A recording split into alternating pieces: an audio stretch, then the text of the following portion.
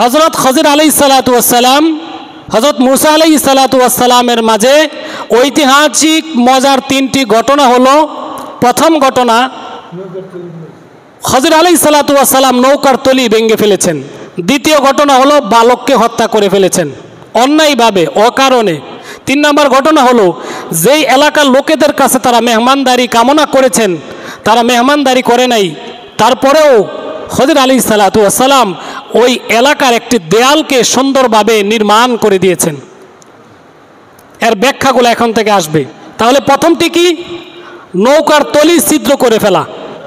মুসা আলাইহিসসালাতু ওয়াসসালাম বললেন, আচ্ছা ঠিক আছে, আপনি আমাকে এখন থেকে সফরে নেবেন না, কিন্তু যে 3টা অন্যায় কাজ করেছেন, অপরাধ করেছেন, খারাপ কাজ করেছেন, এর কি ব্যাখ্যা? এবার খজির আলাইহিসসালাতু ওয়াসসালাম 3টির ব্যাখ্যা দিচ্ছেন। أما السفينة فكانت لمساكين يعملون في البحر فأردت أن أعيبها وكان وراءهم ملك يأخذ كل سفينة غصبا।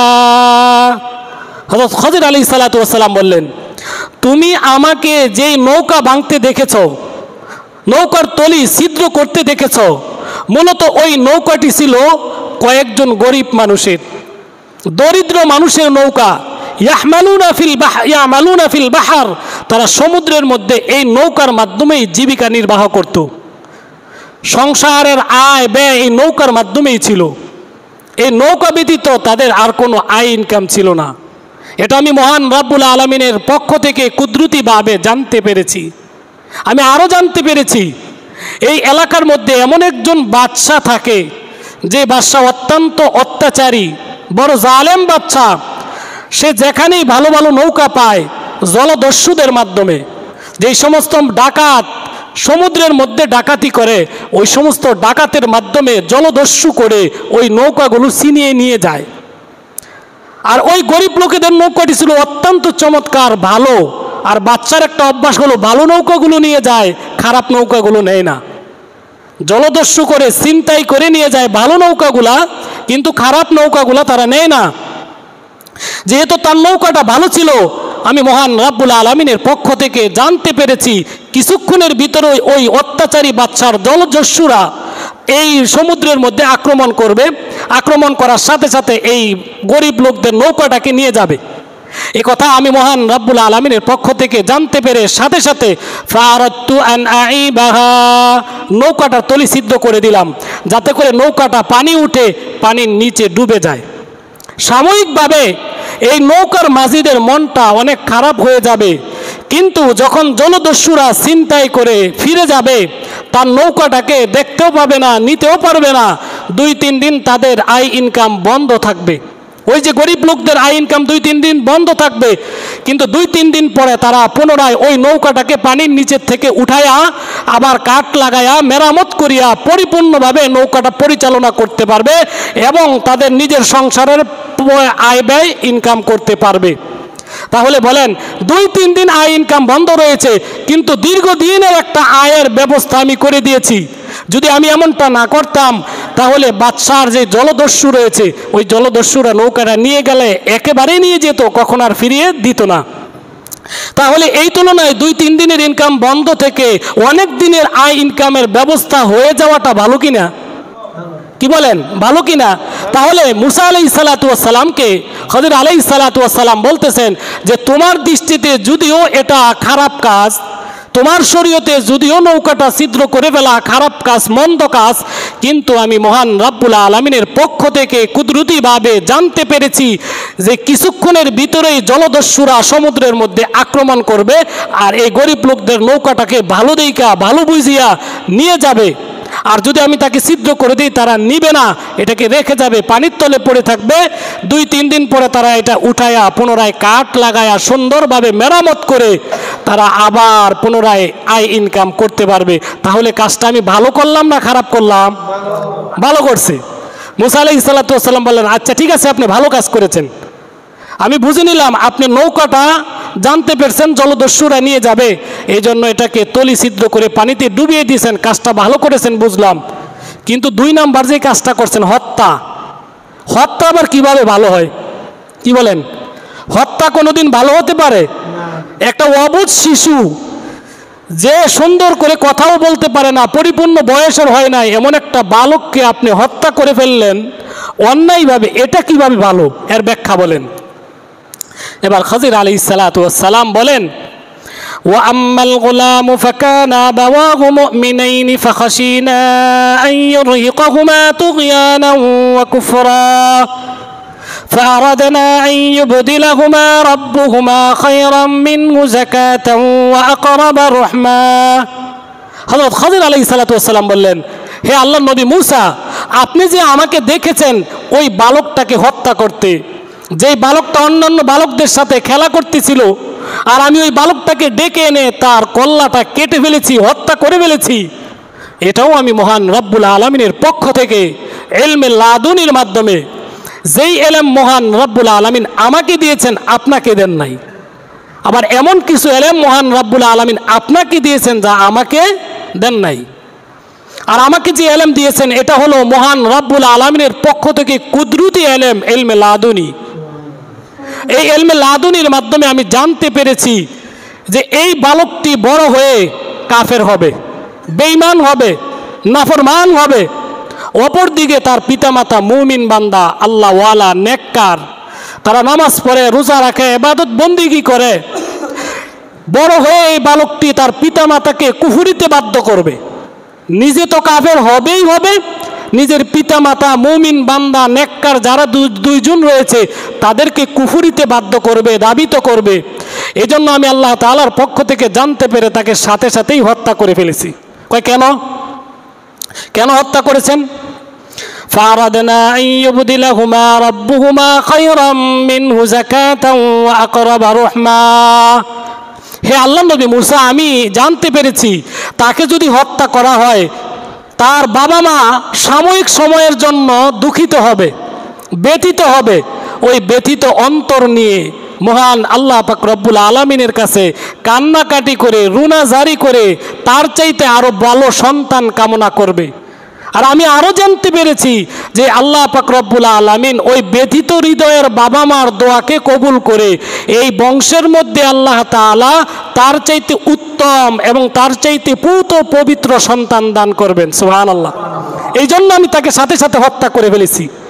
তাফসীরের কিতাবের মধ্যে রয়েছে এই বালকটাকে হত্যা করার পরে তার বংশের মধ্যে আল্লাহ পাক রব্বুল আলামিন 11 জন, অপর বর্ণনায় 9 জন নবী আল্লাহ পাঠিয়েছেন। সুবহানাল্লাহ।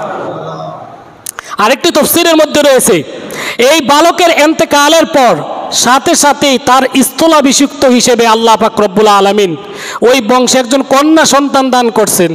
ওই কন্যা সন্তানের ঘরে পরবর্তীতে 9 জন পয়গম্বর আল্লাহ তাআলা পাঠাইছেন। সুবহানাল্লাহ। তাহলে বলেন, একটা মন্দ কাজের বিপরীতে 1000টা ভালো কাজ যদি থাকে তাহলে আপনি 1000টা ভালোকে গ্রহণ করবেন না একটা মন্দ কাজকে গ্রহণ করবেন? 1000টা ভালো কাজকে গ্রহণ করবেন নিঃসন্দেহে। এজন্য খাজির আলাইহিস সালাতু ওয়াস সালাম বললেন যে আমি এটা জানতে পেরেছি এই বালক বড় হয়ে কাফের হবে, বেঈমান হবে, নাফরমান হবে, তার বাবা মাকে কুফরিতে বাধ্য করবে, নাফরমানিতে বাধ্য করবে, যার কারণে আমি ওই সন্তানটাকে হত্যা করে দিলাম, যাতে আল্লাহ পাক রব্বুল আলামিন ওই সন্তানের জায়গায় তার চাইতে উত্তম, তার চাইতে পূত পবিত্র সন্তান আল্লাহ তাআলা ওই বাবা মাকে দান করেন। তাহলে কাজটা ভালো করলাম না খারাপ করলাম? খাজির আলাইহিস সালাতু ওয়াস সালাম বলেন, হে নবী, আপনার শরীয়তে এটা খারাপ কাজ, আপনার শরীয়তে এটা মন্দ কাজ, কিন্তু আমার শরীয়তে এটা ভালো কাজ, উত্তম কাজ। কারণ আমি আমার শরীয়তের মাধ্যমে জানতে পেরেছি এটা অত্যন্ত ভালো কাজ, নেকের কাজ, যে আল্লাহ পাক রব্বুল আলামিন এই সন্তানের পরিবর্তে 11 জন পয়গম্বর পাঠাইবেন। সুবহানাল্লাহ। এই জন্য আমি কাজটা করেছি। এটা আপনার দৃষ্টিতে, জাহেরান দৃষ্টিতে, মানুষের দৃষ্টিতে খারাপ হতে পারে, কিন্তু ইলমে লাদুনি আল্লাহ যাকে দান করেছেন এর দৃষ্টিতে এটা খারাপ কাজ না, মন্দ কাজ না। এই জন্যই আল্লাহ পাক রব্বুল আলামিন মূসা আলাইহিস সালাতু ওয়াস সালামকে বলেছেন, হে আমার নবী মূসা, আপনার চাইতেও বড় জ্ঞানী একজন ব্যক্তি আছে। আপনার চাইতে বড় জ্ঞানী, আপনাদের মনে আছে কিনা গত সপ্তাহের কথা? তখনই মূসা আলাইহিস সালাতু ওয়াস সালাম বলছিলেন কিভাবে তার সাক্ষাৎ পাবো? আল্লাহ বলছিলেন 2 সমুদ্রের মিলন স্থলে আপনি যান, সেখানে গিয়ে ওই ব্যক্তির সন্ধান পাবেন। এই ব্যক্তির সন্ধান হলো হযরত খাজির আলাইহিস সালাতু ওয়াস সালাম। তাকে আল্লাহ পাক রব্বুল আলামিন ইলমে লাদুনি দান করেছেন। এবার 3 নম্বর ঘটনার ব্যাখ্যা। وأما الجدار فكان لغلامين يتيمين في المدينة وكان تحته كنز لهما وكان أبوهما صالحا। তৃতীয় ঘটনা আপনাদের মনে আছে কিনা? এমন একটি এলাকার মধ্যে হযরত মুসা আলাইহিস সালাতু ওয়াস সালাম, খদির আলাইহিস সালাতু ওয়াস সালাম সফর করে গিয়েছেন। অত্যন্ত ক্লান্ত হয়ে ওই এলাকার লোকদের কাছে পেটে ক্ষুধা নিয়ে তাদের কাছে মেহমানদারি চেয়েছিলেন, তারা মেহমানদারি করে নাই। তারপরে হযরত খদির আলাইহিস সালাতু ওয়াস সালাম ওই এলাকার একটি দেয়াল, যে দেয়ালটি ভেঙে যাওয়ার একেবারেই উপক্রম ছিল, ওই দেয়ালটিকে সুন্দর জায়গায় স্থাপন করে দিলেন, মেরামত করে দিলেন। তখন মুসা আলাইহিস সালাতু ওয়াস সালাম বললেন, লাউ শি'তা লাত্তাখাযতা আলাইহি আজরা, যে এলাকার লোকেরা আমাদের কোনো মেহমানদারি করে নাই, আপনি তাদের কেন দেয়াল ঠিক করে দিয়েছেন, তাও আবার বিনা পারিশ্রমিকে? আপনি যদি চাইতেন তাদের থেকে পারিশ্রমিক নিতে পারতেন, অথবা এভাবে বলতে পারতেন আমরা দেয়ালটা ঠিক করে দিব কিন্তু আমাদেরকে একবেলা খানা খাওয়াইতে হবে। আপনি এমনটাও কেন করেন নাই? এবার খদির আলাইহিস সালাতু ওয়াস সালাম জবাব দেয়, আমি মহান রব্বুল আলামিনের পক্ষ থেকে ইলমে লাদুনির মাধ্যমে জানতে পেরেছি এই যে দেয়ালটি ছিল, এই দেয়ালটি ছিল শহরের 2টা এতিম বালকের দেয়াল। শহরের মধ্যে বসবাস করত এমন 2জন এতিম বালক ছিল, এতিম বালকের ছিল এই দেয়ালটি। ওয়াকানা তাহতাহু কানজুল লাহুমা ওয়াকানা আবুহুমা সালিহা। এই দেয়ালের নিচে এই 2জন এতিম বালকের জন্য গুপ্তধন ছিল, লুকায়িত সম্পদ ছিল। আপনারা জানেন কিনা আগের দিনের মানুষ সম্পদ, স্বর্ণ গহনা টাকা পয়সা মাটির নিচে খোদায় রাখত, অনেক দিন পরে বের করত।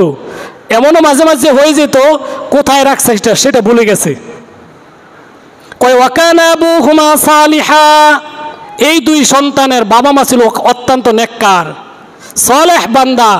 তারা যখন তার বাবা ইন্তেকালের সময় হয়ে গেল, তার বাবা দিশা পাইলেন যে আমার কিছুদিনের ভিতরে ইন্তেকাল হয়ে যাবে, অথচ আমার 2টা সন্তান এতিম হয়ে যাবে, তারা এখনো ছোট, তাদের ভবিষ্যতের দিকে তাকায়া তারা যাতে ভবিষ্যতে ইলমে দ্বীন শিখতে পারে ওই সম্পদের মাধ্যমে কিছু গুপ্ত ধন আর সম্পদ মাটির নিচে তাদের জন্য লুকিয়ে রেখেছে। হযরত আলাইহিস সালাতু ওয়াস সালাম বলেন, এই যে দেয়ালটি এখন পড়ে যাচ্ছে বাপ, যদি দেয়ালটি বাস্তবিকই পড়ে যায় তাহলে এলাকার যারা দুষ্ট লোক আছে, এলাকার যারা খারাপ লোক আছে, যারা ছিনতাই করে, যারা ডাকাতি করে, যারা বাটপারি করে, অন্যকে ঠকায় খায়, তারা জনকল্যাণের স্বার্থ দেখায়া ওই দেয়ালকে ঠিক করার জন্য আসবে। আর দেয়ালকে ঠিক করতে যায় মাটি খোদাই করতে হবে কিনা, আর মাটি খোদাই করলে ওই গুপ্ত ধন সম্পদ তারা পেয়ে যাবে কিনা, যদি পেয়ে যায় এতিম সন্তানদেরকে দিবে না নিজের পকেটে ঢুকায় নিবে? তো যেহেতু নিজের পকেটে ঢুকায় নিবে, এতিম সন্তানরা ওই গুপ্ত ধন পাবে না, নিজেদের সম্পদ পাবে না। এই জন্য আমি ইচ্ছা করলাম দেয়ালটাকে আপাতত কিছুদিনের জন্য ঠিক করে দেই, যাতে করে তারা বড় হওয়ার আগ পর্যন্ত দেয়ালটা আপন জায়গায় স্থাপিত থাকে, নড়াচড়া না করে, ভেঙে না যায়।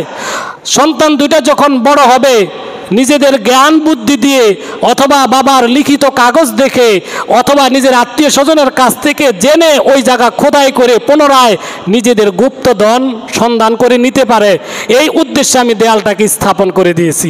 তাহলে কাজটা ভালো করেছি না খারাপ করেছি? নিঃসন্দেহে ভালো করেছি। কারণ যদি আমি এই দেয়ালটাকে ঠিক করে না দিতাম তাহলে এলাকার দুষ্ট লোক, বাটপার লোক যারা রয়েছে, যারা অন্যের সম্পদকে ছিনতাই করে নিয়ে যায়, অন্যায়ভাবে ইনকাম করে, তারা দেয়ালটাকে নির্মাণ করত, আর নির্মাণ করার পরে খোদাইয়ের পরে সম্পদ পাইয়া নিজের পকেটে ঢুকায় নিত।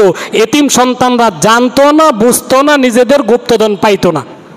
এই জন্য আমি যাতে ইচ্ছা করেছি এতিম সন্তানগুলা গুপ্তধন পেয়ে যায়, দেয়ালটাকে আমি স্থাপন করে দিয়েছি। কাজটাকে আমি ভালো করেছি? অবশ্যই ভালো করেছি। হযরত খদির আলাইহিস সালাতু ওয়াস সালাম আরো বলেন, ওয়ামা ফাআলতুহু আন আমরি, এই যে আমি কাজটা করলাম, এই কাজটাও আমার নিজের ইচ্ছাই করি নাই, এটা মহান আল্লাহ পাক রব্বুল আলামিনের ইচ্ছাই করেছি।